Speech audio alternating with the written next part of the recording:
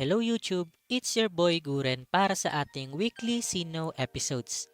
Nitong week ay nagkaroon ng changes or patch. I-explore natin yan while playing para magkaroon kayo ng idea dito pa lang kung hindi pa kayo nag-a-update.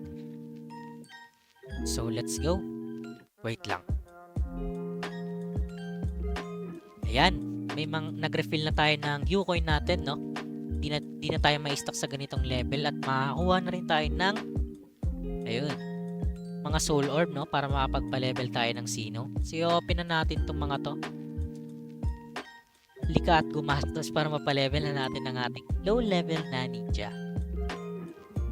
Yun. Kasi baka bigyan tayo ng ng magandang chest. At the same time, meron pa rin tayong pambukas ng chest, yung card, para hindi sayang yung U-coin natin. Pwede na tayo maglaro, no? Open na yung slot natin. Sayang naman kung kasi nakaraan, sayang yung mga chest na hindi natin nakuha. Ayun, ito na nga, CPU Collab Unit A. So ito yung yung mga Brave Frontier na account, no? I mean characters. Ninja, Psychic, and Breaker. So even though na they are free Sinos, pero at the same time, may mga bagong skill sila, no? So viable pa din naman even though wala siyang na-earn na U-coin. So okay pa din. Sa ngayon, hindi ko pa kabisado kung ano yung skill na meron sila. Pero for sure, maraming bumili nito, mostly sa high rank. Di pa nila ginagamit kasi nga siguro mababa pa yung level. Some reasons. Pero OP din to, no? Lalo na yung skill ng ninja nila. Yung ultimate. Sana makita natin dito yan. Tatry natin itong talunan, no? Napakagandang character naman yan. Ang angas ng design. Gusto nyo pag bumili tayo nyan, guys?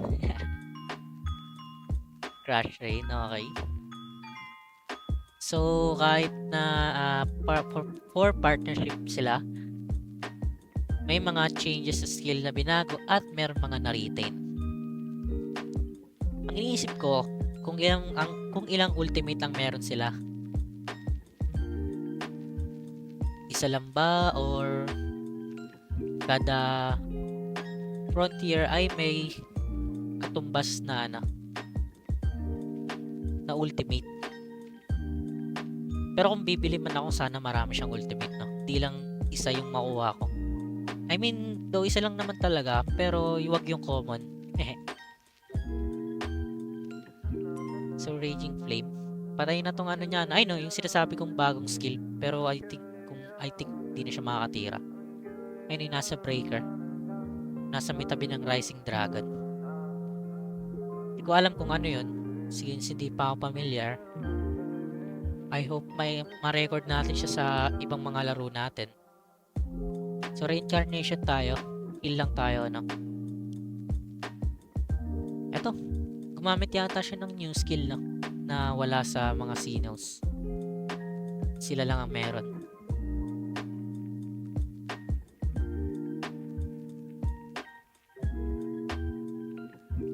Grabing health naman yun. Ayun, Thunder Execution, no?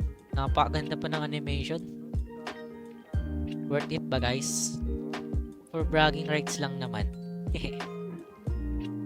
Pero ang ganda kasi maangas. Tara, tapusin na natin to. Ayun, no, may ginamit pa siyang isang skill. Sana mabuhay pa siya, no?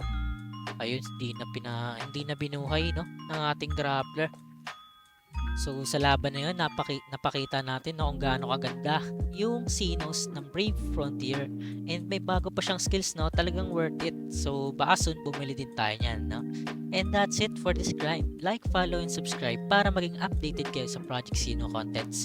Comment kayo kung ano ang gusto ninyong i-upload ko at susubukan natin pagbigyan kayo.